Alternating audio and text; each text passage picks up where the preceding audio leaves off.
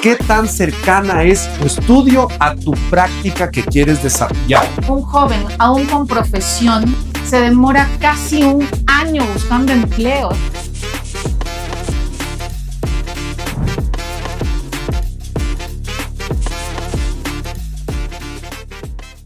Buenas noches con todos, bienvenidos a el After Office con la CAS, hoy tratando sobre educación y competitividad. Primero que nada quisiera darle la bienvenida a nuestros dos panelistas fantásticos que tenemos el día de hoy para hablar de estas dos temáticas, voces muy autorizadas que tienen una trayectoria importante y sobre los cuales vamos a estar caminando el día de hoy.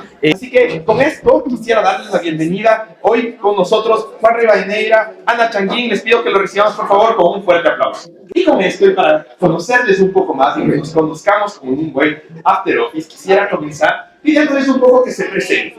Y que se presenten tal vez no solo desde lo que hacen hoy, sino tal vez, ¿por qué no lo pensamos de otra forma? ¿Qué tal si se presentan desde qué soñaban ustedes cuando eran pequeños? Es decir, desde Juan, esa Ana de pequeña, ¿qué soñaba verse de grande para saber desde dónde comenzaron y ahora en lo que están haciendo? Y para esto quisiera comenzar tal vez contigo, Ana. Buenas noches, bienvenida. Gracias, Luis. En realidad es un gusto estar acá. Muchísimas gracias a todos los que se han dado un tiempito en este viernes para poder conversar de temas que realmente importan. Y creo que la temática de educación y competitividad que hoy nos convoca nos va a dar muchísima tela que cortar. Soy Ana Changuín, les agradezco por estar acá.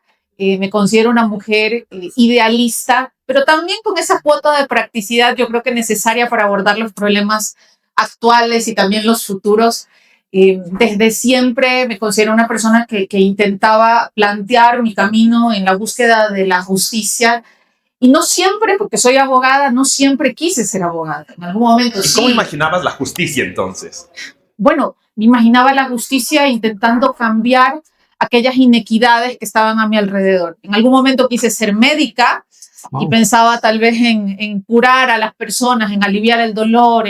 Las personas pueden llegar con muchísima más agilidad, rapidez, a ese servicio de salud tan anhelado por todas las familias a nivel nacional. Mi padre es médico y creo que tenía en él ese ejemplo importantísimo de lo que significaba el servicio a la comunidad. Lo esperábamos para ir a la playa el fin de semana, hasta las 3 de la tarde, porque seguía atendiendo pacientes y lo hacía con muchísima responsabilidad. Y creo que nosotros desde niños lo comprendíamos, ¿no? Comprendíamos que mi papá estaba haciendo algo importante, que estaba atendiendo a gente que tenía un dolor, que estaba enferma y respetábamos muchísimo su rol.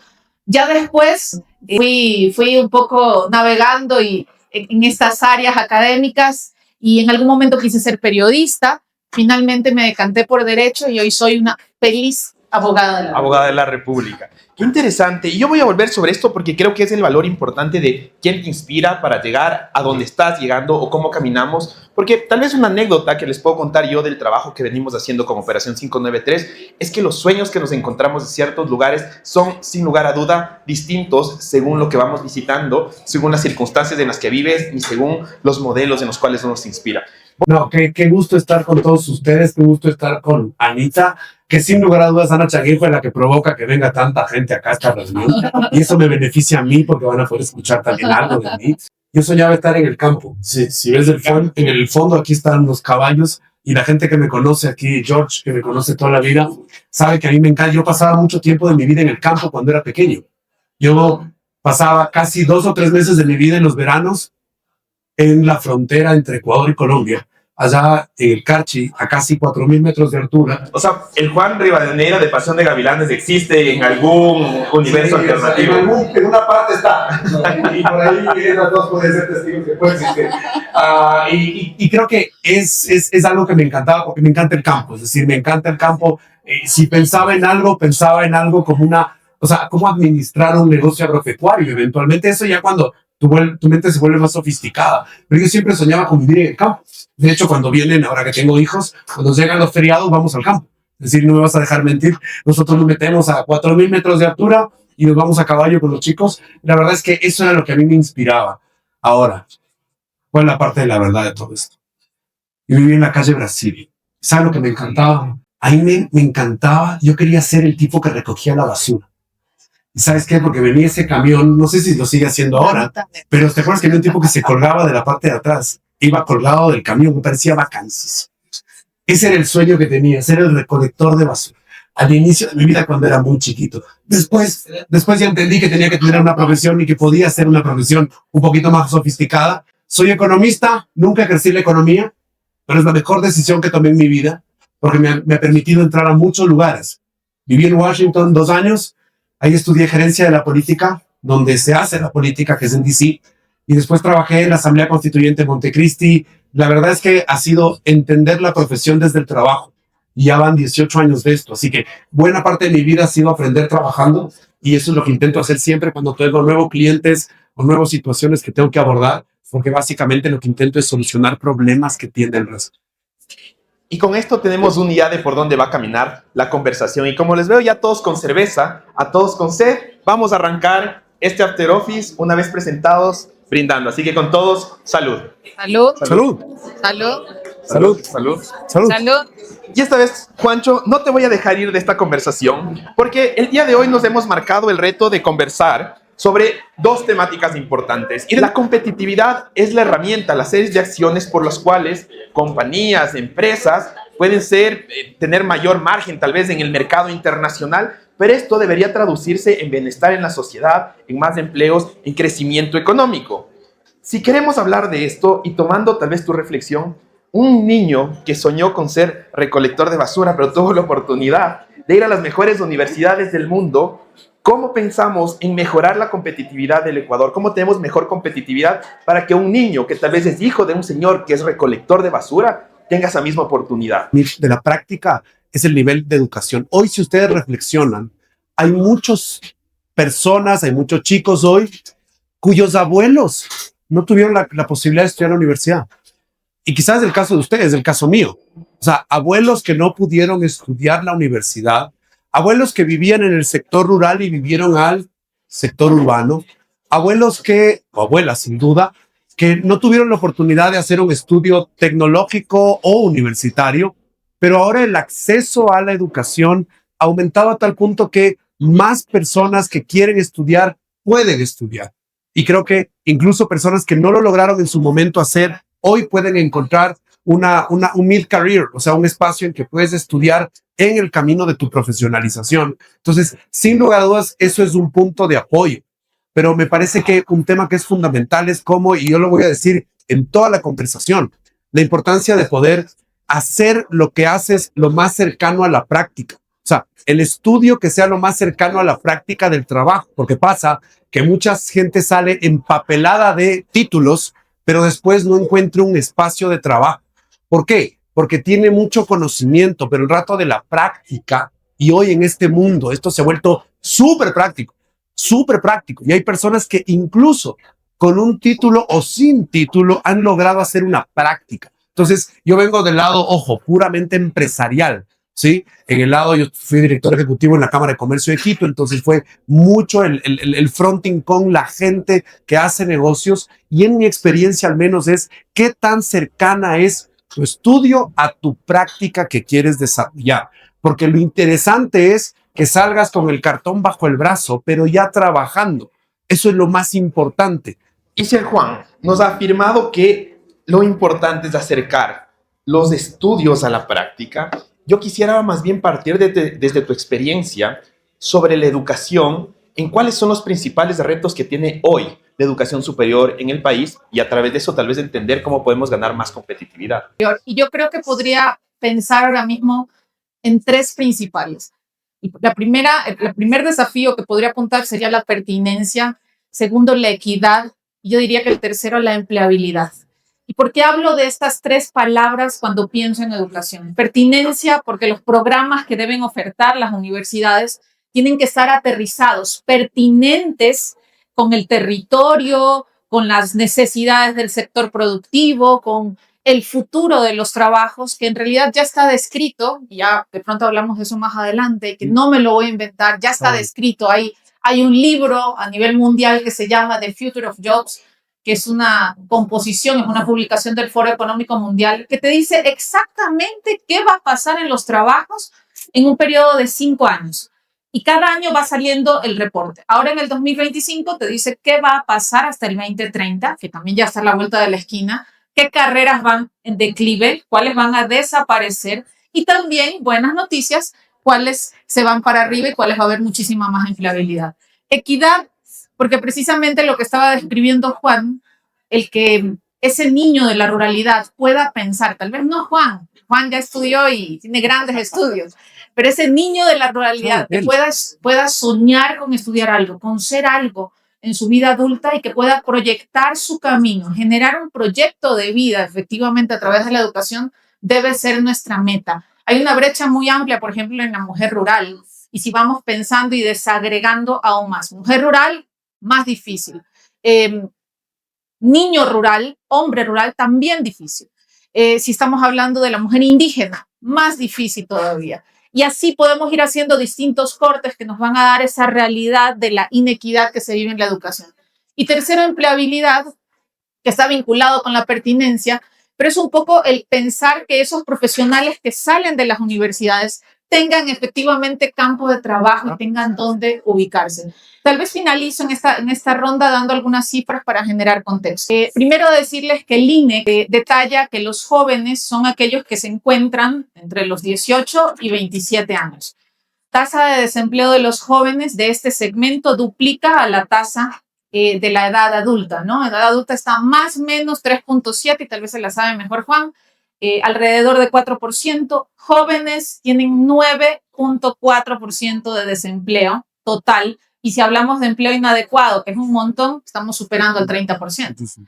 Promedio de búsqueda de empleo de un joven, durísimo. Promedio 9 meses.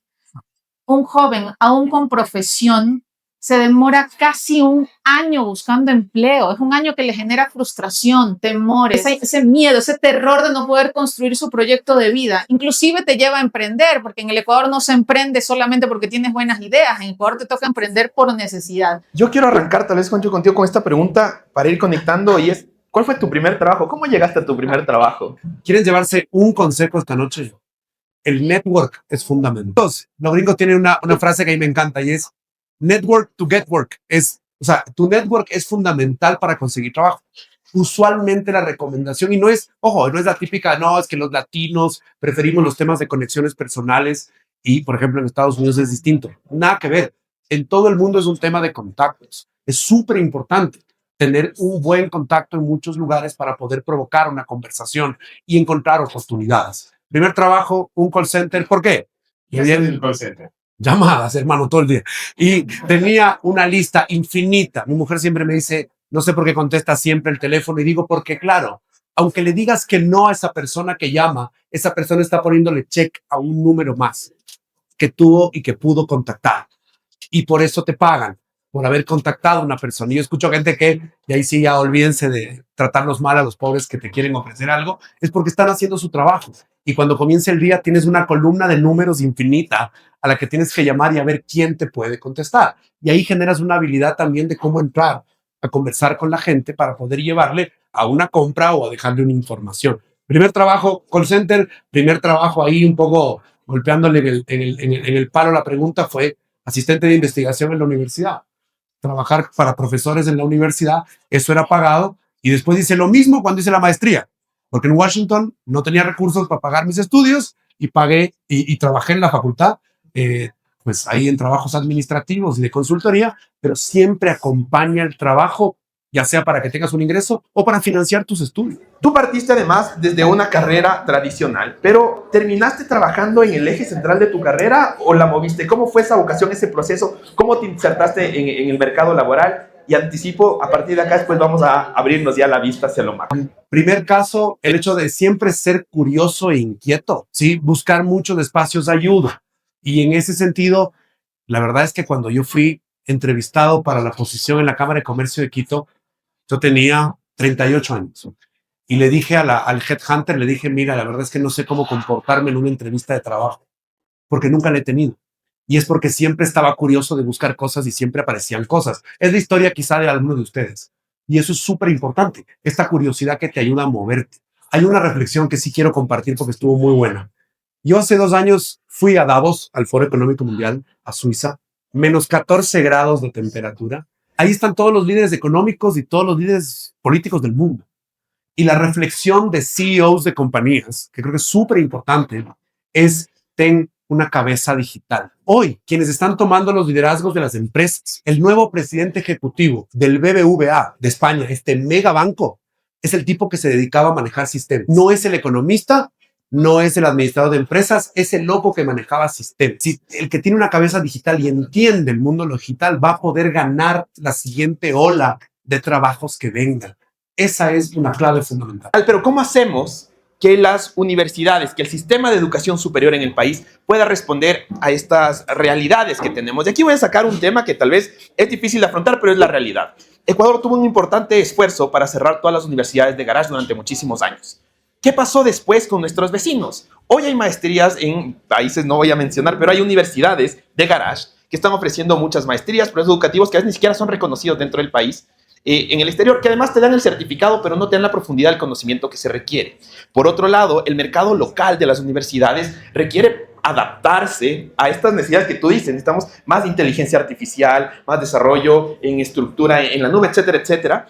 Pero a veces el proceso burocrático tal vez se siente lento. ¿Es eso el impedimento? ¿Son las universidades que no están reaccionando de manera pronta a implementar dentro de sus mallas curriculares? ¿Dónde está el problema? ¿Cómo reaccionamos para que el Ecuador, la juventud, se pueda subir en la ola de crecimiento y mañana tengamos también jóvenes ecuatorianos tal vez peleando por estos puestos en direcciones de bancos grandes, de bancos internacionales, de multinacionales? ¿Por dónde deberíamos caminar? Pero quiero decirles que las universidades en el país están haciendo un gran trabajo. Y creo que hay un esfuerzo que se nota por intentar incorporar esta pertinencia que yo les he mencionado, y es la de aterrizar sus programas a las realidades del país. ¿Cómo lo hacen? Bueno, imaginen ustedes que dirigen una universidad y que tienen que decidir qué programas salen o también qué programas se cierran. Porque, ojo, con el paso del tiempo también hay que tomar la decisión de que algunos programas simplemente ya no van más, o porque no se inscriben, o de pronto por muchísima responsabilidad dices, ya este programa no va a tener empleabilidad. Estamos formando profesionales que mañana no van a tener dónde emplearse. Y eso también es una decisión responsable. Yo creo que hoy el gran reto que tienen las universidades es el de combinar directamente la oferta académica que dan con las necesidades del sector productivo. Que se sienten en una mesa. ¿Se sentó usted cuando estaba dirigiendo la Cámara de Comercio? Todos los días. Se sienten cámaras de la producción, cámaras de comercio, gremios empresariales de todo tipo, sector industrial, grandes aportantes en el país, y que digan qué profesionales necesito. Aquí hay un dato interesante, ¿no? Cerca de la mitad de los profesionales no logra trabajar en su carrera. Y otro dato, 60% de las empresas dicen que no logran encontrar personal calificado para las tareas de sus negocios. Entonces, si las empresas dicen que no encuentran los profesionales que requieren y por otro lado, los profesionales ya graduados no logran trabajar en su carrera, hay un divorcio, ¿no? O sea, alguien no está conversando. Y si logramos que esa conversación se dé, yo creo que vamos a tener una política de avanzada, de primer mundo.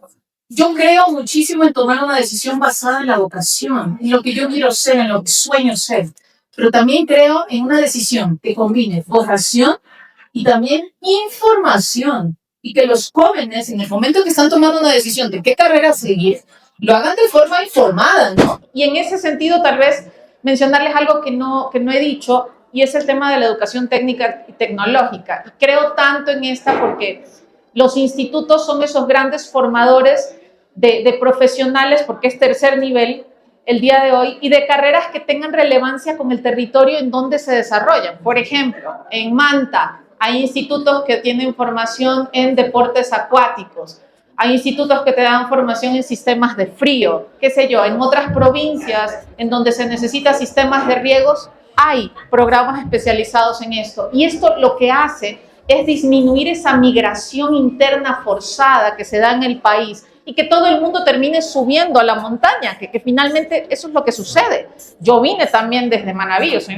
de Manta y vine a la montaña, ¿no? Entonces creo que entre más personas puedan acceder a la educación superior, vamos nosotros a poder crear cada día muchísimos más sueños. Yo quería preguntarte, ¿cuál es tu opinión acerca de qué deberían hacer las universidades para adaptarse a esas necesidades que existen en el Ecuador actualmente, cómo hacer que las universidades tal vez prioricen, no la carrera universitaria, las carreras que ya se están acabando o que tal vez ya no van a tener demanda, sino cómo nos movemos allá.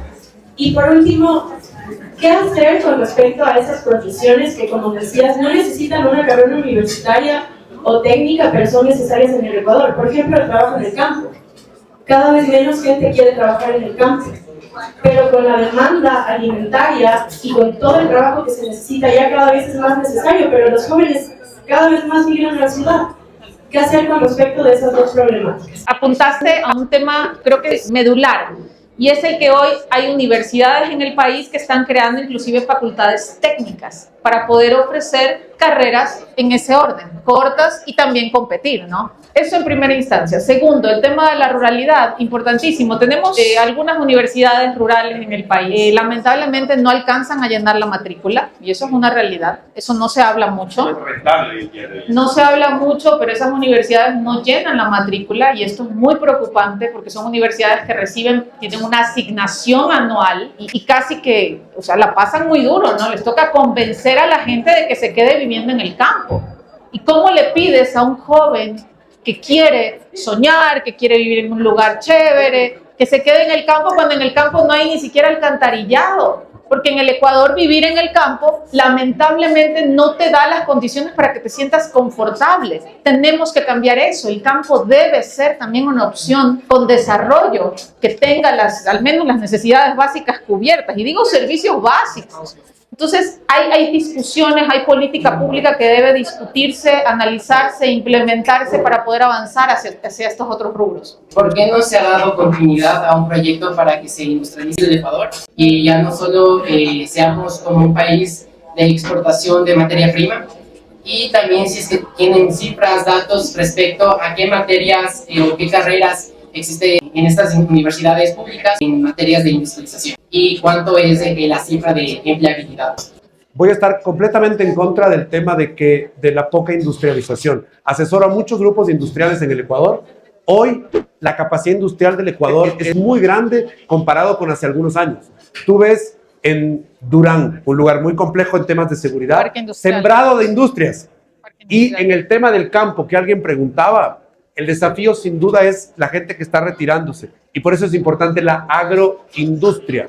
¿Sí? La agroindustria que mecanizado permite también sustituir buena parte de la ausencia de personas con maquinaria para producir. Perdón que era un comentario muy desde la práctica. ¿Qué opinan ustedes en relación justamente a la sobreespecialización en relación a las carreras? Carreras como por ejemplo, digamos, enfermería, que ya existe la licenciatura en enfermería, luego tenemos la tecnología en enfermería y por último el curso de auxiliar de enfermería. Luego de esto, vamos a justamente a buscar ofertas laborales y entendemos que los empleadores dicen que las licenciaturas están sobrecualificadas y se tiende y se empieza a contratar a tecnologías, dejando justamente a esas personas que han estudiado 5 años. Entonces, no sé si tal vez dentro de la CEDECID, como tú trabajabas ahí, en algún punto sí se tocó tal vez este tema. Esa lamentable falta de oportunidades en el país y de pronto también esa debilidad en la planificación que se ha hecho o en la política pública para poder hacer coincidir lo que he estado insistiendo durante mis intervenciones. La necesidad del sector empresarial, de los empleadores, se combine con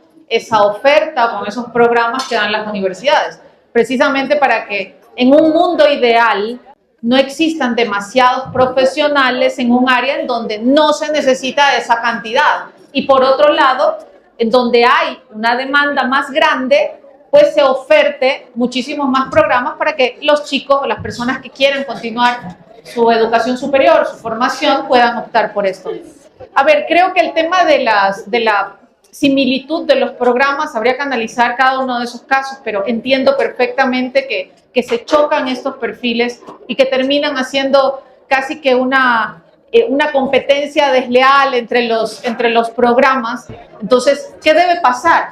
Estado, gobierno, academia y sector productivo juntos conversando y poniéndose de acuerdo en cuál es la política pública de educación y empleabilidad que queremos para nuestro país.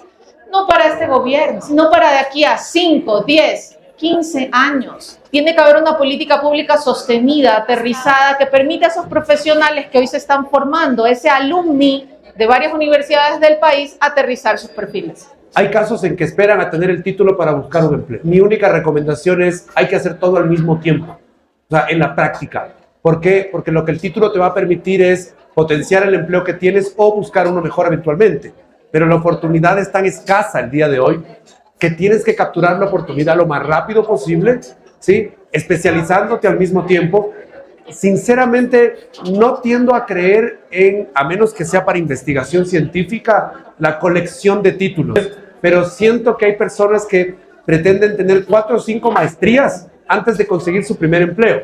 Y ese creo que es un problema, porque terminan llenándose de estudios y no terminan teniendo una hora de vuelo. Y con esto vamos a entrar así en las palabras finales, sin antes de recordarles que les invitamos a seguirnos en las redes sociales. La trampa era que cuando entraron, los que no nos siguen en las redes sociales, a la salida les cobramos. Así que por favor no se olviden de seguirnos en las redes sociales. Estamos como gas-ecuador. Tal vez no se olviden de seguirle a Ecuador Joven, nuestro socio dentro de Operación 593, que está como ecuador.joven, si no me equivoco. A la FEUPE, que está como FEUPE Ecuador. Y a nuestros dos invitados del día de hoy, que están como Juancho Riva, gracias. Juancho Riva. Ana Changuín. Ana Changuín. Así que todos los estados, fotos que suban, etiquétennos, síganos. Al final va a haber ahí el control. Para los que no nos siguieron, les cobramos. Algo que pasa frecuentemente y sobre todo cuando hablamos sobre problemáticas complejas, a veces sobre competitividad, sobre falta de empleo, sobre los retos que hay en la educación superior, nos quedamos con esta sensación un poco de desánimo, como que no hay nada que hacer y a veces nos perdemos el foco de que todos los países tienen sus retos. Es decir, esto no es una única situación que Ecuador lo vive, Perú lo vive, Colombia lo vive, Brasil lo vive, Costa Rica lo vive, Estados Unidos, Alemania, todos los países lo viven, así que hay que asumirlo desde eso, como un reto, algo que hay que superar, y tal vez en ese marco quisiera el poder invitarles a dar las palabras de cierre. Sí, Hoy definitivamente creo que el mensaje debe ser optimista en poder generar debate, cuestionamientos. En algún momento de la mesa en que están divirtiéndose, conversan, cuestionan, generan dudas, generan planteamientos, tal vez demandas en el sector público a los políticos de que la política educativa debe ajustarse, debe mejorarse, debe ser más responsable, debe ser más rigurosa. Debemos tener más información porque no la tenemos. Sí estamos un poco solos en ese tema de no tener una plataforma informativa que nos diga hacia dónde va la tendencia de crecimiento. Los chicos en el país toman decisiones a ciegas y esta es una realidad. Soy una convencida de la educación, soy una convencida de la educación superior como motor de desarrollo, así que realmente los invito a que generen cuestionamientos, investiguen, participen, pero también demanden una política pública responsable. Intenten hacer lo que están estudiando o la práctica lo más cercano a lo que puede ser un empleo. Si es que estás en la academia o estás en la investigación, sin duda que tu trabajo va a ser mucho la teoría, mucho el experimento. Pero lo cierto es que si no estás en esa industria, en ese sector, haz lo que hagas que sea lo más cercano a la práctica de lo que quieres hacer. Hoy eso se valora muchísimo. Yo he visto gente, ¿sí?, en concursos por un puesto de trabajo muy bien remunerado, ¿sí?, en que no gana el que tiene el mejor título. Gana el que tiene el conocimiento de cómo se hace ese oficio. Ganen experiencia en lo que puedan de sus temas que les interesen, porque eso va a ser lo más valioso para conseguir empleo. Así que ese es el consejo que yo puedo dejar, y la reflexión de fondo es: en un país que tiene un problema de inseguridad tan complejo, en el que conseguir un empleo es un desafío, también va a pasar en que hay que crear un empleo.